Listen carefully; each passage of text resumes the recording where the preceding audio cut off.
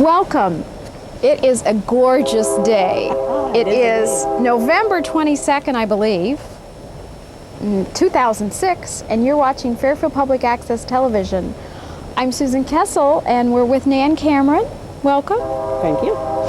We are at the historic Bonnifield cabin, and this is for the first time ever that I know of, on tour for the Women's Club annual Christmas pilgrimage. First time? We opened it last 4th of July for the first time, and that wasn't overly satisfactory because not enough people knew about it. Right. But this is different. This will get lots of your publicity and other publicity. Yes. So what we're here to talk about, in addition to showing you a little bit about our history here in Fairfield, is the Fairfield Women's Club, which manages and takes care of and owns the McElhaney House, has an annual fundraiser, and that is the Tour of Homes. This year, the Tour of Homes will be on Saturday, December 2nd, from noon to 5 o'clock. The McElhaney House is actually open at 11 a.m. to 5 o'clock. There are several homes on the tour, and they include Bob and Anita Loving at 406 Heatherwood Circle, Paul Prather at 701 South Main, Kay Ferguson at 500 East Burlington, Pat Bolin, 409 West Merrill, and the Bonnifield cabin, which is located in Waterworks Park. It's sometimes difficult for people to find it because, unfortunately, the back of the cabin faces the road. But most people know, and if you just drive toward where the swimming area is, where the water is, and look the other direction, we're here. Okay. So the special treat is to see the Bonnifield cabin. It's going to be a little bit decorated for the holidays that day, not until that day. Right. I wanted to ask why is this facing backwards? When we walked up to it, I thought, okay. And then we walked around and I went, yeah, that makes sense, but... Well, you would ask that. I haven't the slightest idea, and I don't think anybody does. Perhaps some of the oldsters did, but they're gone. Probably when it was put here in 1838, it was not all brambly on that side and cleared on this side. I have no idea. And this is the original location? No, the original location was over, oh shoot, now I can't think of the name, but it was a glen something over toward Mount Pleasant. Okay. Toward Lockridge. And it was moved to this spot in 1838, as far as I know. Wow. And the old settlers maintained it until not too many years ago. The last two old settlers were Paul Sells and Ben Taylor. And finally, when Ben went, that was it. So the bank let me give the money that was left to the Historical Society, which was dumb. I should have just kept it for stuff out here, except that they've done things with that money for the cabin. Because unfortunately, almost everything needs to be repaired, or needed to be repaired. We've done a great deal already. I think it was the Bicentennial Committee got a grant from the state, and most of what they did was cosmetic because they did have it open at that time, and there were Bonnifield survivors around at that time, a lady in a tumble who now is dead, and some people from the East Coast came back for that. But since then, oh my, we cleaned it a few years ago, and there were 472,612 bats in the second floor. Yeah. One of the guys said he had the best crop in his garden he'd ever had because he took a lot of that wonderful stuff home with him. Oh, wow. But I'm going to tell you about some of the things, and if I hadn't written them down, I wouldn't remember them all, and I didn't want to forget anybody. The house has had a great deal done to it lately. The work done at the time of the Bicentennial was, as I said, mostly cosmetic. And now we have Mark Schaefer is kind of our guiding light and Lord of the Manor. Definitely. He found Roger Kubik, who is our contractor from Birmingham, and Roger seems to know all about things like this. I mean, how many times are you confronted with a horrible board like that and expected to do something with it? But he's just great. He does the chinking. He does a lot of the work. Let's see, lots of other people have helped. Mark's dad, Keith Schaefer, cut and milled quite a bit of the boards where we actually had to replace. And he cured them and brought them up. A lot of the rotten boards, it's hard to tell sometimes the ones that really were rotten from ones we have replaced because we wanted it to be as authentic as possible. And some of these are from, particularly on the porch, are from, there was a house north of the Methodist Church parsonage, cattywampus from the Women's Club. And we used some of the flooring that was in that house quite successfully. Steve Bergmeyer worked on these beams and stabilized an awful lot of what's up here on the front porch. Oh, we forgot to hang the flag. Well, Florence Shriver, no, it's too windy anyway, wouldn't have been able to count the stars. Florence Shriver made a 1938 flag, which we do always hang, of course, when important things come along. Becky Huggins' Girl Scout troop made curtains that you don't see from here, but they researched them and they're regular. I wondered about of the those. period, and pillows. They and the FHS students have helped a lot. They've cleaned a number of times, and that the kids get service hours for that, community service hours, and that's great. And they're going to help before this open house too. The building is the property of the county now, and that makes it easier because they keep up the yard. The front yard is left brambly by choice. That's the way it would have been then, and that's the way we've just chosen to leave it, at least for now. The county labor re-roofed it when that's where the bats and all the things were I getting do in. remember, I think we taped a show back when they were doing the I think we re-roofing and some of the... Yeah, that was a big job, but they did that. The Jefferson County Foundation has been most supportive. I've asked them 3 times for money for specific things, and all 3 times they've been very gracious and gotten our request. Well, that dumb train, how long is that going to I go know, back we and do. forth? We are close to the train track here. Yes, we are. We weren't in 1838, but we are now. We both chapters of Questers, which is an antique study group, went together, and 2 years ago I applied for the top loan, which is $5,000 from the International Society of Questers, and they gave it to us. So that was really great. And that was specifically to get some of the rotten wood away where the building was buckling, re-chink. Unfortunately, a lot of the chinking done back in 76 and at other times was done just with cement. What is chinking? Oh, it's the stuff in between the logs. Ah, so there's almost as much chinking as there is logs. Almost. Okay. And some of them had sunk so badly and rotted away so badly on the east side. That all had to be replaced. So that $5,000 came in very, it was very helpful.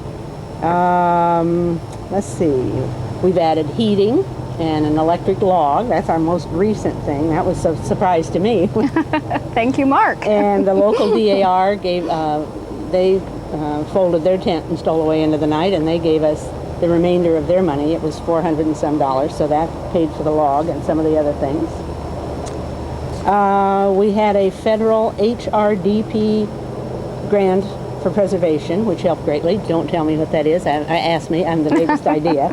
But it was federal. That's okay. We've had some generous anonymous donations. We had one from Dorothy Harper, who at that time lived out in a home in Oregon.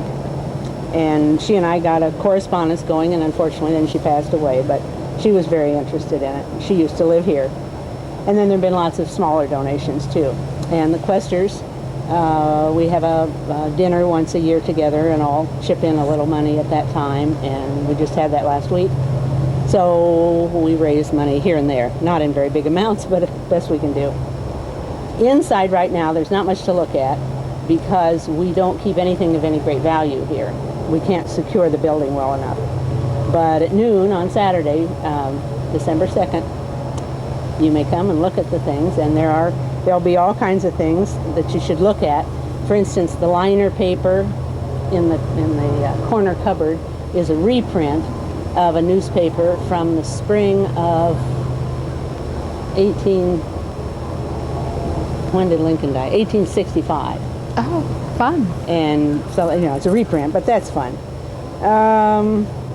And Jane and Dwayne are going to bring a cedar tree, and we'll have it decorated. I didn't pop the popcorn, but I did secure it. And some of the high school guys and gals popped and strung a whole lot of popcorn. And I never throw anything away, so there were all the wonderful little cans for them to put it in. And let's see, there'll be gingerbread men and paper snowflake cutouts that they're going to do, maybe scraps from old quilts, and then they were going to add a bunch of ethnic touches, straw in shoes and things like that from, say, Germany and the Netherlands and Ireland, countries like that. And there'll be hostesses dressed in costumes that we're borrowing from the costume department at the high school, which we did before. And since we have electricity, the ladies will be serving hot cider. Oh, how fun. So there's no problem getting here, and really there's quite a bit of parking. A lot of parking. And unless it's 9,000 degrees below zero, it'll be pleasant in there. Yes, yes. So it is. It's a beautiful place here, the Bonnifield Cabin, located in Waterworks Park. Drive in. It's on North B Street, and then you'll find Waterworks. You drive in the entrance and drive in a little ways, and you'll see the cabin facing the back. You'll see that. Walk around that, and you'll see this view. Bonnifield is a historic Fairfield name. It is indeed. And Mrs. Bonnifield named Fairfield because it was a bonny field. I think I knew that, but I think forgot. You did. I forgot. A long time ago. So once again, this is the Fairfield Women's Club annual Christmas pilgrimage where you can visit the Bonnifield cabin. It's not open very often. No, we would like to have it, as we get it completely done, we'd like to have it open for, say school kids to come and spend a day here working on slates and things the way it was in those days. So, but that's a little bit down the road, I think. We'll end up spending probably close to $30,000 by the time we get finished. And so it has to be in drips and drabs. Yes, but preserving this bit of history for our community is a worthy cause. And I think, and if I'm correct, it is the oldest two-story log structure in the state. It's called, to my knowledge, it's called a log house for that reason. It's called a log cabin when it's just one story. Now, I don't know if I imagined this or what, but I'm thinking the artist Pat Schreiner. Did he live here? Did he paint it?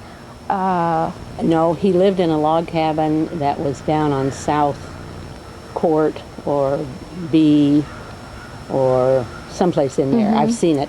I don't think it exists anymore. Okay. But that's where he lived. And to my knowledge, he never did paint this. Wendell Moore did this for us when we were raising money for the sculpture in the park. He did a serigraph of it. And have you ever done it? I haven't. Well, get on it. Yeah.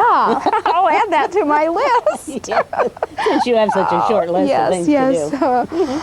But once again, the McElhaney House is supported by this fundraiser of the Women's Club annual Christmas tour. Along with the Bonnifield cabin, you will get to visit the homes of Bob and Anita Loving on Heatherwood Circle, Paul Prather on South Main, Kay Ferguson on East Burlington, and Pat Bolin on West Merrill. Boy, that's just about all around the town where you get a visit. Each home will be decorated for the holidays. It's a good time to be inspired. The part of December to get inspired to do your own decorating. I know sometimes I need that inspiration. And also, McElhaney House will have coffee and tea and goodies and for tea, and then they will also have goodies for sale. There's some people who make divinity and special things that certain people rush up there to buy every year. Not me, I don't like divinity, but that's okay. And I believe Martha Rasmussen is, again, doing, we're going to do table settings, as we've done in different ways through the years. That's always fun to see the different table settings. and that is on display at the McElhaney House, and that's from 11 to 5 p.m. You can start at any home to purchase your ticket and then move on. I believe they give you a map, a ticket and a map, and you can go from home to home, do them as quickly or as slowly as you want. On a Saturday afternoon, get a friend or relative and go around to start off your holidays. On my notes here, I have that at the McElhaney House, they'll have, in addition to the baked goods, they're going to be selling frozen casseroles that they've made ahead. And those are pretty good. Yeah. We have ham ones and chicken ones. Nice to get one of those and stick them away and then bring it out when you want to do something else. Right. Besides cook. So, I also have on my notes that there's a theme basket silent auction. Ooh, that's right. I forgot about that. So evidently, different people have put together theme baskets that you can make bids on. A silent auction. I mean, you might want to start out at the McElhaney House. I think that would be smart. Make your bid, go visit the houses, come back, time it just right, and you can take your theme basket home, along with your casserole and your baked item. Yeah, because we've done trees, small trees, wreaths. A number of things. As silent auction. Right, to raise money. And they're kind of fun, because that building takes a lot of money to keep it going, and it all has to be donated money, and there is a foundation now, so you can give money, and get a tax benefit from it. But it's quite a super building, and it would be a shame to lose it, because it's used a great deal in the community for so many things. And that is the McElhaney House downtown across from the courthouse. Wonderful, wonderful job that the Women Club do in decorating, preserving it, and running it. So thank you. And you can help support the Women's Club by coming on this Christmas tour and having a good time. And this, again, is a tour of homes from 12 to 5 this Saturday on December 2nd. We're going to take a little peek inside.